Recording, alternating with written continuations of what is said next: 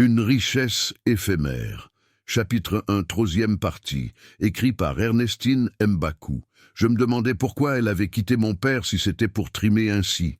Au moins au village, on était bien nourris, et il n'y avait personne pour nous menacer comme le faisait ma tante. Elle disait toujours que nous devions libérer sa maison, que nous étions des parasites. Je la soupçonnais d'être un peu jalouse de sa cadette à cause de sa beauté. Bon, j'y reviendrai. J'étais trop jeune pour prendre une décision par moi-même. L'année de mes 17 ans, ma mère m'annonça un matin que je n'allais plus retourner au lycée. « Mais pourquoi, maman ?» demandai-je en pleurant. Je présentais le baccalauréat cette année-là. Je n'ai plus d'argent, on ne les cueille pas sur un arbre, ma fille. J'étais effondré. Qu'allais-je devenir si je ne retournais pas à l'école? Maman, si tu veux l'argent, cherche-le. Ma mère était ferme. Sa sœur venait de nous jeter à la rue. 7 ans sans payer de loyer, va te débrouiller ailleurs, lança-t-elle à ma mère.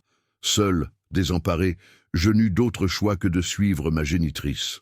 Elle nous avait toujours dit que notre père était très méchant et qu'il était prêt à nous tuer. Ceci réfréna toute envie et désir de le rechercher. Peggy tomba malade dans la nouvelle chambre étroite que ma mère avait louée pour nous. La chambre était humide, pleine de moustiques et de petites bestioles. Il nous arrivait de voir un cafard sauter dans le plat alors qu'on mangeait, et les souris qui dormaient sur le sol avec nous. C'était le quartier le plus malfamé et dangereux de la ville. « Maman, allons ailleurs », lui dis-je un jour, lasse de vivre dans ces conditions inhumaines. « Avec quoi? Tu vas payer peut-être » siffla-t-elle entre ses dents. C'était si difficile.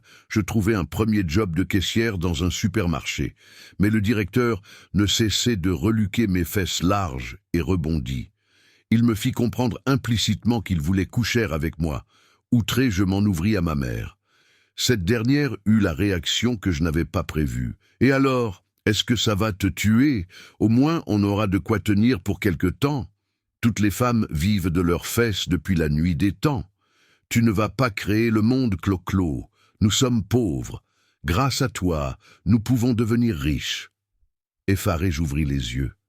Qu'avais-je à attendre d'une femme qui vendait son corps pour de l'argent? Peggy allait de plus en plus mal.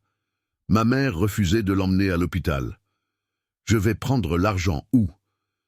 J'avais déjà utilisé toute ma paie du mois, qui était une misère, pour lui acheter les médicaments dans la rue, mais rien ne changeait.